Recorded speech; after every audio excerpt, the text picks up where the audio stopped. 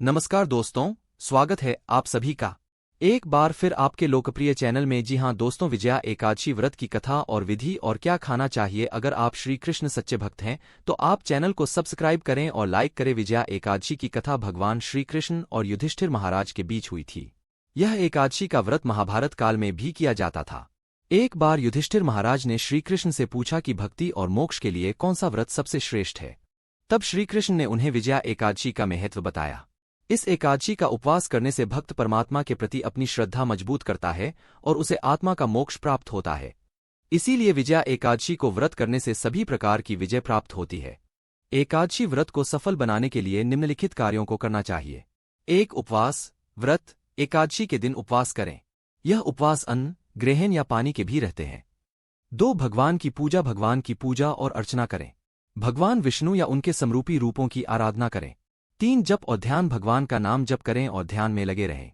4. दान और सेवा। गरीबों को आहार, वस्त्र और धन दें। वृद्धों, बालकों और विशेष रूप से गौवंश दान करें। 5. भजन और कीर्तन। भजन, कीर्तन और साधु संतों के साथ संगीत का आनंद लें। 6. धार्मिक ग्रंथों की पाठ। श्रीमद्भगवद्गीता, भगवत पुराण आदि धार्मिक ग्रंथों का पाठ करें। 7. प्रार्थना और भक्ति। भगवान की प्रार्थना करें और उनकी भक्ति में लगे रहें। ये आम तौर पर किए जाने वाले कार्य हैं, लेकिन आप अपने विशेष आदर्शों और धार्मिक आचार्यों के मार्गदर्शन के अनुसार अपने उपवास को और अधिक महत्वपूर्ण बना सकते हैं। एकादशी व्रत पर क्या क्या खाना वर्जित है। एकादशी व्रत में निम्नलिखित भोजन वर्जित होता है। पूर्व काल की बात है, एक अत्यंत शोभित नगरी थी जिसका नाम था भद्रावती। यह नगरी धन्य से भरपूर धार्मिक लोगों से व्याप्त हुआ करती थी। उस नगरी के सम्राट महाराज सुकेतुमान थे। तुमान एक महान राजा थे। उनके राज्य में प्रजा अत्यंत सुखी और समृद्ध थी। महाराज ने अपनी प्रजा का पालन खुद की संतान की भांति किया। प्रजा को कभी किसी चीज की कमी नहीं पड़ने दी। महाराज अत्यंत धार्मिक, ईश्वर पर आस्था रखने वाले तथा दान धर्म करने में व्यस्त रहते थे। महाराज की पत्नी का नाम चंपा था, जो चरित्रवान, गुणवान तथा पतिव्रता नारी थी। वे सदैव ईश्वर की भक्ति में लीन पूजा पाठ तथा धार्मिक अनुष्ठान किया करती थी, किंतु दुर्भाग्य से अनेक वर्ष बीत जाने के बाद भी उनकी कोई संतान नहीं हुई है। उनके वंश को आगे बढ़ाने वाला कोई नहीं था, जिससे महाराज सदैव चिंतित रहते थे। इससे केवल राजा भी दुखी नहीं थे, बल्कि राजा की प्रजा और महाराज के पितृ भी परलोक में दुखी रहा करते थे। महाराज के द्वारा जो जल अपने पितरों को दिया जाता था, वह भी उनके शोक के कारण उबलने लगता था, जिसे पितृ ग्रहण नहीं कर पा रहे थे, जिससे पितृ भी महाराज के द्वारा दिए गए भोग को स्वीकार नहीं कर पाते थे। महाराज के द्वारा दिया गया निवाला भी राख हो जाता था, जिससे पितृलोक में रहने वाले सभी पितृगण बहुत दुखी रहने लगे थे। उनकी भी तृप्ति नहीं हो पा रही थी। सभी चिंतित थे, कैसे महाराज को पुत्र की प्राप्ति होगी। पुत्र के बिना कैसे महाराज और उनके पूर्वजों का उद्धार होगा। शास्त्र कहते हैं कि पुत्र के द्वारा ही मनुष्य को मृत्यु के पश्चात मोक्ष की प्राप्ति होती है। पुत्र जब धरती पर श्राद्ध, तर्पण आदि कार्य करता है तो इससे स्वर्गलोक के पितरों को संतुष्टि मिलती है।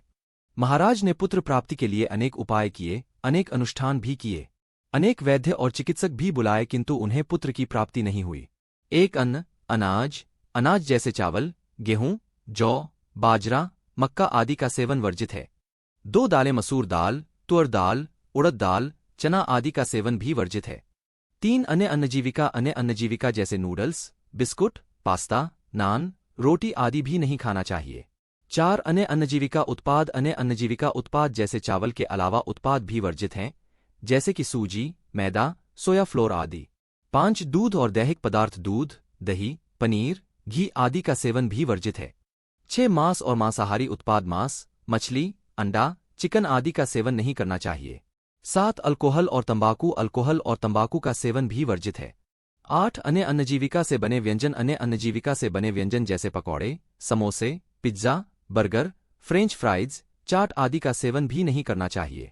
एकादशी व्रत में अधिकतर लोग फल, सब्जियां, पानी, दूध का उत्तम रूप से सेवन करते हैं। इनमें भी कुछ व्रत के नियमों के अनुसार विविधता होती है। एकादशी को अन्न दान करें। एकादशी को अन्न दान करना व्रत की शक्ति को और बढ़ावा देता है। आप गरीबों को भोजन, वस्त्र, धन या ज्ञान का दान कर सकते हैं। इसके अलावा गौशाला में गौवंश के लिए दान करना भी बहुत पुण्यदायी माना जाता है। आप अपनी आस्था और संयम के अनुसार और जितना संभव हो सके उतना दान कर सकते हैं। एकादशी को उपवास में क्या खाना चाहिए। एकादशी के उपवास में आप निम्नलिखित आहार खा सकते हैं। 1 फल। आप सभी प्रकार के फल जैसे कि केला, सेब, संतरा, आम, अनार, अंगूर आदि खा सकते हैं। 2 सब्जियां। शाकाहारी सब्जियां जैसे कि लौकी, तोरी, शिमला मिर्च, गोभी, पत्ता गोभी, पालक, भिंडी आदि खा सकते हैं। 3. दूध और दैहिक पदार्थ। अधिकांश लोग दूध, दही, पनीर, गेहूं के ब्रेड, साबूदाना, सूजी के हलवे आदि का सेवन करते हैं। 4. अन्नजीविका। अन्नजीविका से बने व्यंजन जैसे कि साबूदाना खीर, फलेरी, साबूदाना खिचड़ी आदि खा सकते हैं। 5. नट्स और ड्राई फ्रूट्स। अखरोट, काजू, बादाम, खजूर, मुनक्का, किशमिश आदि जैसे नट्स और ड्राई फ्रूट्स का सेवन कर सकते हैं।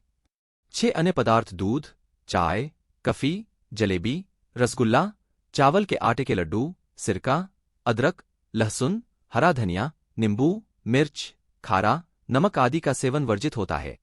ये आहार उपवास के दौरान सामान्यतः सेवन किए जाते हैं, लेकिन आप अपनी आस्था और